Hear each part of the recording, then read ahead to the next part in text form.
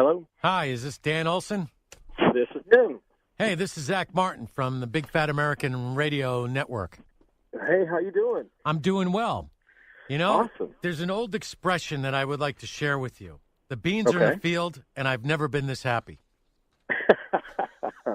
Yeah, that's a good expression. I've heard that from you before. I think that's a genius expression, and we'll get to who came up with that later. I think it might have been Shakespeare around 1533. Not really sure, but great expression. That was old Bill Shakespeare.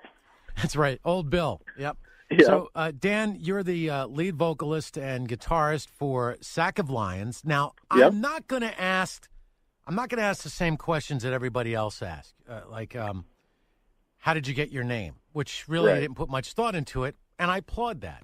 You know, it's like on your way to go somewhere. What are you guys going to call yourself? What are you in a rush, fellas? We'll use that rush. Yeah. So you have a new album out, and it's called White Lightning, and I love the cover of the album because I remember using CB radios just like that back in the day. Oh yeah. Were you on the CB radio? Yeah. So actually, what the cool story behind that CD is, I grew up on a farm, and that CD was actually in one of my dad's semis. So it's actually my dad's CD that we took and painted white and used it for the photograph for the album. So yeah, I grew up on a farm. We were on a CD since I could remember, and my dad's CD handle was White Lightning. So okay. So it's all an homage to my dad. So yeah, it's all CD related actually. Well, I was the Aviator, KART 3071. I even remember my call sign. Wow. I usually would hang out on Channel 4. Everybody had a channel, and then there was always that one person who had to be the channel master. Do you remember any of that? Oh, yeah. Yeah?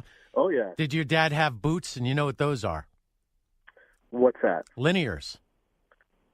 Oh, no. So remember, you could do skip land, skip land, skip land, and you hear some guy from way out there trying to talk to people around the world. Anyway, CB Radios, White Lightning. I like the name of the album. It's the follow-up to, I think, was it Pine Box was the other one? See, I always wanted, when I was on the radio a long time ago, and I got in a lot of trouble for this.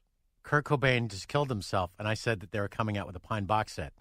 And oh, boy. Well, come on, you know, what am I supposed to do? Cry on the radio? That's not happening. Right. So I've always wanted to have an album called Pine Box or something to that effect, and you got it. So that's really cool.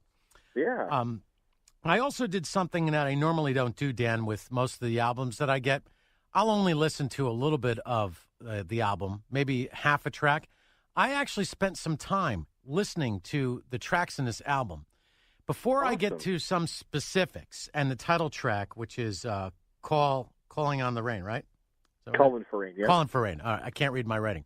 Before I get to the title track, I would like you to introduce the other members of the band, Sack of Lions. Sure. So on bass guitar, we have Dylan Wade. On lead guitar is Phil Reno, and on drums is Dave Collins. And how did you meet all your guys in the band? We were just always musicians around the Omaha, Nebraska area, and we all played in different bands. Most of us started out in like punk bands, like most musicians do, because it's the easiest music you can play sloppy. So, did you think so until you tried to play it, right? Right. So just we kind of just all met through different bands, and then really enjoyed each other's company and playing together. So we kind of just all formed kind of a group out of all other deceased bands, really.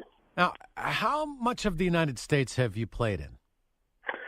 I've played from coast to coast, basically. I was just in North Carolina a couple weeks ago. Before that, last year we were out in Montana, Washington, California. We're based on the Midwest. I go out a lot playing acoustic with my friend Jerry McComb, he plays about 250 shows a year and tours all over. So whenever I get a chance, I go open up shows for him. And we're actually going across the pond, as you say it, this year. We're going to go play some shows in Sweden in September. So that's great. Try to get out there. Yeah. You know, Sweden. There's a song by. I shouldn't even tell you this. I feel like I'm contributing to a delinquency of a minor. But there was a song. There was a song by Frank Zappa, "Downtown Bobby Brown." It's a filthy, dirty, disgusting song. Sung in English by Frank. The lyrics are horrible. Okay. And actually, my daughter discovered the song, and I just every time she plays it, I just shake my head like I just can't. And they thought it was an actual love song. They didn't understand the lyrics, so he goes to Sweden. They interview him like, "Can you tell us about Downtown Bobby Brown? It's our favorite song here in Sweden, and all the kids dance to it in the when they go to the prom, Right? and they're slow dancing, and the look on his face is like, are you kidding me? Do you know what the song's even about?" Well, anyway, Right. that's maybe you should cover that song when you go to Sweden and see what happens. Absolutely. And then maybe you should ask them if you could represent Sweden next year, or who needs to help Iceland in Eurovision. You ever watch Eurovision? I don't. Yeah, it's fantastic. People in Europe really love it. And I'm not telling you to bring up Eurovision because if you bring it up that you'll get your butt kicked. No, seriously. This is not like me telling you some sort of dirty Spanish that you learn in the streets of New York City when you go park your car. This is really good stuff. So, ask them about Eurovision and ask them if you can represent their country next year. 'Cause you'll love it. If they say, yeah, go for it, right? You'll be worldwide famous. Now, this particular album has one track, and I was really interested in who she is. Do you know what track I'm referring to? Who is this girl? Which one? Made of Stone. Made of Stone. Yeah. It's not really about a single girl. It's about kind of a collection of women that I've met throughout my life, or have either even just been friends with, or dated. But no, I don't write any songs about a particular single girl. I think maybe just because I don't want someone to know that there's a song about him, really. Yeah, and then what happens when you get married? You're just going to be a lot of, like that awkward silence about who's this about? And you get that look where you're driving around. It's not about you, I swear. Exactly. Who are your major influencers? Some of the people that you would listen to on the radio or the albums that you would buy, and where was your first concert? Who was your first concert, I should say? Well, I mean, the first concert I ever went to was Brooks and Dunn and Reba McEntire. I a long time ago. But my biggest influences, the albums that I actually listen to almost daily is like nothing like this. I listen to like 60s soul and R&B. Like Sam Cooke is my biggest influence. I love Sam Cooke. I love Otis Redding. Like my go-to record that's always on my player is always Sam Cooke live at Harlem Square. I think it's one of the most amazing live albums ever recorded. But I also, I like the old outlaw country. I like Waylon and Merle and people like that. And a lot of the 90s country that was, like Sammy Kershaw and Alan Jackson and all those guys. So it's kind of a really, really wide range.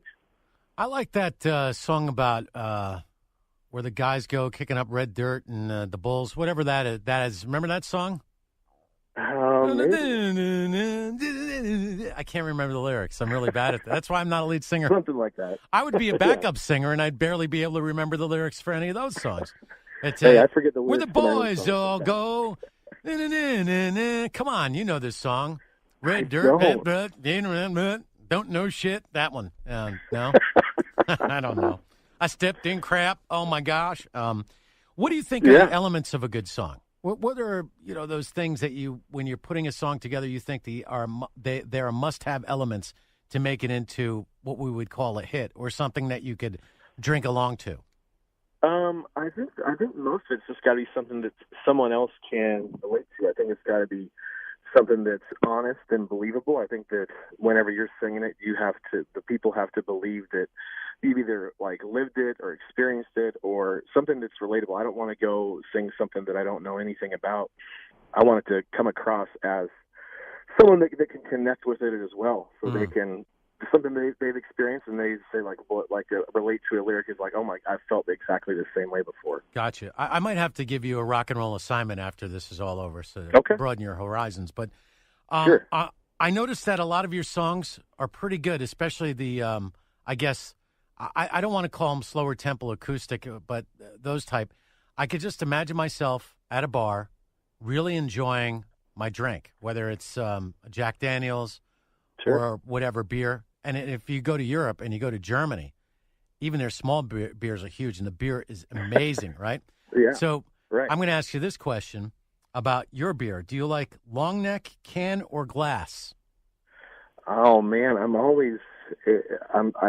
a nice cold bottle of Budweiser. Right. And long That's neck? Yeah, oh yeah. You absolutely. see, I knew you were going to say that because I do the same thing. I will not put if it's in a bottle, it's meant to be that way. And why mess a perfectly clean glass? I mean, it makes no sense to me. I don't understand why you have to drink beer in a glass. Beer is not champagne. It's not wine. It's not some fine whiskey or bourbon or cognac or anything like that. Drink it out of the bottle. I just don't like my beer in a can. Right. I don't. I don't either. A nice cold bottle of beer is perfect for me. Let's see. Now we've covered. Your first concert was Brooks and Dunn. I'm pretty impressed by that. You've been influenced by a lot of various other country artists and Sam Cooke, Otis Redding. You mentioned. A lot of people don't realize a song by the Black Crowes, "Hard to Handle," is an Otis Redding song. How about that? What's funny is I was just outside Charlotte, and we were playing a show, and someone played that song. People were singing along, and like, I don't even know what he's singing. I'm like, well, yeah, that's an Otis Redding song. And people didn't believe me. No, they never believe you. I could see how that happens. My brother committed this faux pas with my dad when my dad would go, "Yeah, this music is garbage. This is crap. Why do you listen to this same Shock the Monkey, Peter Gabriel? They got Van Halen. What is that? What is the Eleanor? Are these my kids?" Right? And so my brother thinks he's got him this time where Van Halen is covering Pretty Woman. "See, Dad, this is a great song. You don't understand my music. This relates. Pretty Woman." He goes, "What are you, an idiot? Eleanor, get this kid out of here. He doesn't know who Roy Orbison is." So these are the arguments that I had. Well, I witnessed with my dad. They're not good music. And, we got raised around Nat King Cole and various, other great singers through the years and rock and roll. And then, just about everybody I know, everybody loves the Beatles, it seems. You'd think so. Oh, my gosh. Yeah. It's unbelievable. How can you not like the Beatles? Yeah. I guess you can get burnt on some songs like all of us. Like, I don't think I can hear, if I never heard Leonard Skinner's Free Bird or Stairway to Heaven ever again, I don't think I would miss it. What are a couple songs that you wouldn't miss, and what are a couple of songs that you never get tired of hearing? It could be one of yours, and it could be somebody else's. I'm probably right there with Free Bird with you, especially playing shows live. It's the quintessential thing for someone to yell out is play Free Bird. Well, I did that at a Cure concert because I really thought that was the perfect place to pull that. And you know what he goes? He laughed. He goes, "No, I'm not going to play that." I was like, "Sorry." He heard me. Yeah. Songs that I think I couldn't live with that. I think one of the most perfectly written songs ever is Sam Cooke's "Bring It On Home to Me." Something like that is just it is a song that I can't live without that, or maybe like CCR's "Have You Ever Seen the Rain?" I think is one of the most perfectly written songs as well. That's good. I like mine, and I'll tell you because we're sharing here. I like "Long Cool Woman in a Black Dress." I don't know why. I never get tired. She was a long, cool woman in a black dress, 5'9", beautiful, tall. I don't even know all the lyrics of the song. And when you listen to the song, it makes no sense. So wait a minute. This guy is in a rock band, or he's this character, and all of a sudden, he's working with the FBI, and he goes to the west side. The whiskey bottles are piled high, and then he's got a long, cool woman to the right and this CIA guy to the left, and it's just a confusion to me. But, they did drugs back then, and lots of them. The other song that I like is All Right Now by Free. Okay. It's like just two songs that anytime they come on, I'll crank, and Stay With Me by Rod Stewart. You familiar with the three songs I mentioned? Yeah, absolutely. Okay, well, that's a good sign. That means that, we have some similar taste because I do like that countrified rock. Now, for a while, and something, it's cyclical, Dan. We're with Dan Olsen, who is with the Sack of Lions. They got a new album out called White Lying. You're going to love it because the one thing about the album, it gives you a little bit of everything. You got some hard rockers, you got some nice, I guess acoustic songs. You got the beer drinking songs, and then you got the title, the title track is really good. At the end, you open up a beer, right? Right, exactly. Is that what that is? So I caught that. Yeah. Calling for Rain, and I like also Made of Stone. Actually, all the songs are really good. And then we got the lyric, "The beans are in the field. I've never been this happy." That's from Boom. Isn't that the song? Yep. Okay, good. That's correct, yeah. So, see, sometimes my mind doesn't fail me. But it fails me whenever I'm with my accountant during an IRS audit. I turn in I turned on to Ronald Reagan during the second term. I don't remember. I can't remember that. I don't know. You're right. All right, so we got how you like your beer. We talked a little bit about music. I think it's time to cause some trouble. So Sure. We've done this before, and it makes the news. It makes usually blabbermouth. We did this with Vivian Campbell. I'm curious to know, Dan Olsen of Sack of Lions, Van Halen, Sammy Hagar, or David Lee Roth? Which is the better lineup? Oh, mama. Man. I think that being a front man in a band, I don't think it gets any better than David Lee Roth, man. He was the ultimate showman, I thought. I mean, as time goes on, I think that, Sammy Hagar can still sing his ass off now, but I don't know how great David Lee Roth can still sing. But, at the time, I would have to go with David Lee Roth. Okay, fair enough. Oh, by the way, a long time ago when I was a chubby disc jockey, now I weigh a lot less. Ever since I started this whole big fat American thing, I can't stop losing weight. That's good. But a long time ago, I was hanging out with Motley Crue, and this is not to name drop. It's just something I feel good about it, and I want to share with you and everybody else. So the guys in Motley Crue kind of made fun of me because I was, a little bit of a chubbo. I wasn't like exactly fat, but I was an ex-football player, 600, not 600 pounds, 6'4", can you imagine? 6'4", around 245, 250, and I did my time in the Army, and I did my time, in ROTC. I played college sports, all of those things. But, when you get in the radio, it's not like I'm waking up every morning trying to do push-ups and sit-ups and run for 2 miles. Now, I'm on the radio and, living a really clean lifestyle. It's lots of clean living. So they made fun of me. And I felt kind of bad for that for years until recently I saw a video of Vince Neil. Now, Vince Neil is fatter than me, and he can't sing. So I'm happy that now I like Vince Neil. Don't get me wrong. But you got to understand for me, I feel really good about myself right now. I'm in a great place. I've lost the weight. I'm not as chubby as I used to be, and I can actually sing. So, there you go. Now Vince Neil's fatter, and I would say that I can sing better than Vince. But we'll move on from that. Maybe that'll cause some trouble. See how we cause trouble? Dan Olsen agrees with me. I can sing better. I actually had a Broadway Vince Neil. Yeah. Yes, I had a Broadway star actually compliment me on my version of Edelweiss from The Sound of Music. Wow. How about that? Well, that's awesome. Did you ever watch The Sound of Music?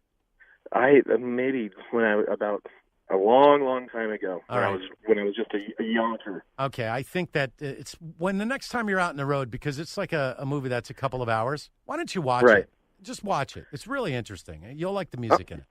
Sure. You don't have to be embarrassed. Nobody's going to question your toughness as a man. I'll watch it. Good. That's one of your rock and roll assignments. Now, do you have a favorite Pink Floyd album by any chance? I really don't. Okay. So I feel bad saying this. I never really got into Pink Floyd. Okay, so your rock and roll assignment, and I'm going to say that this is the best 45 minutes of Pink Floyd that you'll ever listen to, is Wish You Were Here. Put it on and let it roll. Do not stop. If you should ever become a disc jockey and play from the vinyl, you're going to have a hard time stopping it anyway. So just let it roll. Okay. So there you go. A little homework for you. I think we pretty much covered everything. I know what I wanted to ask you. Who is the most famous person besides me that you've ever met? Ooh, boy. Gosh. Maybe Dave Grohl? Who? Yeah, exactly. From the Foo Fighters? That Dave Grohl? Yeah. That guy? Yeah, you know what? He's actually really cool. He was one of the nicest dudes, and I also met Chris Novoselic. I was a big Nirvana fan, obviously. Oh, I met Chris Novoselic when he was on tour with Bud Goff from the Meat Puppets and Bud Goff from Sublime and Chris Kirkwood from the Meat Puppets. They were in this band called Eyes Adrift, and I had a couple actually long neck bottles of beer with Chris Novoselic, and he couldn't have been a nicer guy too. But yeah, I guess Dave Grohl's probably the most famous person I've ever met. Oh, that's cool. I think that's neat, and you shared a little bit more about some of the music that you like, which is totally awesome. Do you think that in any way, shape, or form that a group like Nirvana might even on a subconscious level affect when you write songs and when you play? Oh, absolutely. I mean, I remember whenever, the first time I heard Nirvana, I was into, 90s country, and then someone played Bleach, and I was like, what is this? Like, people make music like this? I was just blown away. Yeah, that Bleach would be "You Know You're Right." Isn't that the song? I think. No, You Know You're Right came out after he'd already passed away. Like Bleach, I think had like About a Girl on it. Oh, that's right. Okay, yeah, right. It's really hard for me to remember like 30 freaking years ago. Yeah, exactly. But like that was like, man, that made me really want to play music, and I think probably subconsciously, I think about them quite a bit. I mean, anybody that I've ever like maybe want to pick up a guitar and write songs about things. I think in many ways because they didn't have many albums, and you had Kurt Cobain who killed himself, so they didn't have the longevity like other bands. I think that sometimes they got overlooked on their musicality because it was a little bit more deeper. They were attached to the grunge, and therefore, they were categorized. And I don't think that's fair at all because you have the cover of "The Man Who Sold the World," written by David Bowie, and I thought that was a fantastic job. And actually, to be honest with you, it's better than David Bowie's version. Every once in a while, somebody will cover it and they'll get it better than the original. Right. Yeah. I mean, I don't think they get enough credit because I mean, like when we were speaking about the Beatles, like Nirvana was just like a grunge Beatles. I mean, they were like 3-chord songs. They were 2 minutes in some songs. I mean, they were basically like a grunge Beatles. That's my opinion on them, and I think that they don't really get enough credit for what they did. Well, now you made me feel bad about how we started the interview with the whole Pine Box. No, shouldn't have done that. I say very offensive jokes. You know what? This is why I've gotten thrown off the air so many times. And it was it's rather innocuous. And then there was another comment I made, which I'll never repeat. It's sort of like that Dr. Johnny Fever on KRP in Cincinnati. They never actually find out what he said to get fired from being on the air, so we won't do that. Before we wrap up, and I find this, I want to get your insight. Describe what kind of fans come to a Sack of Lions show and what makes them different than any other fan. Man, that's a really good question. I mean, we get people that are from anywhere from young to, I can't say old, really. I mean, people that are in their 60s, that's not old, right? Yeah, you son of a bitch. Yeah, no, it's not. No, it's not at all. But, I mean, anybody that's, they're just there to have a good time. I mean, like, there are obviously a lot of rock elements to our stuff. So, I mean, our live show's pretty high energy, but it's also, I tell stories between songs and stuff like that. I mean, people that are just out to have a good time and like just relax or dance, or I mean, you could enjoy the show any way you want. So I mean, it's a wide variety of fans. I mean, it's I think that's kind of what you get with this kind of music is people that like anything from like Led Zeppelin to people that like Garth Brooks. I mean, it's a wide variety of people that come. So I mean, I love it. I mean, I'm super fortunate with the people that come to see us. That's great. That's fantastic. It sounds like you really are having a good time. It sounds like you love what you do. The album White Lightning in tribute to your dad is fantastic. It's got a lot of different, I'm just going to call it musical change-ups to sure. I guess qualify it.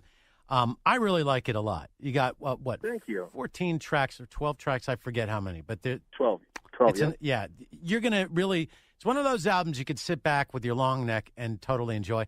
How does somebody follow Sack of Lions? You can go to our website, sackoflions.com. You can find us on all like the social stuff, Facebook, Instagram. And actually, if you go to sackoflions.com, if you just sign up for our mailing list, you get a free download of the Pine Box album. Wow, really? I'm going to do that. Man, that's great. Yeah. You know what the best thing is? You said it. For free. Yeah, exactly. And then also you can find the new albums like on iTunes, all that stuff.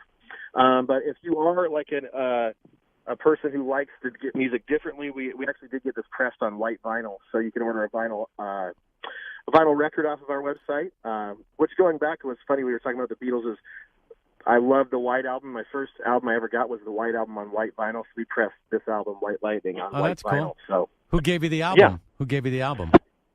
My bass player's dad, actually, really? Years ago. Oh, wow. You guys known each other a long time. That's fantastic. Yeah. Now, just to help you to help facilitate the sales and why you want to get vinyl, let me just help you out here, okay?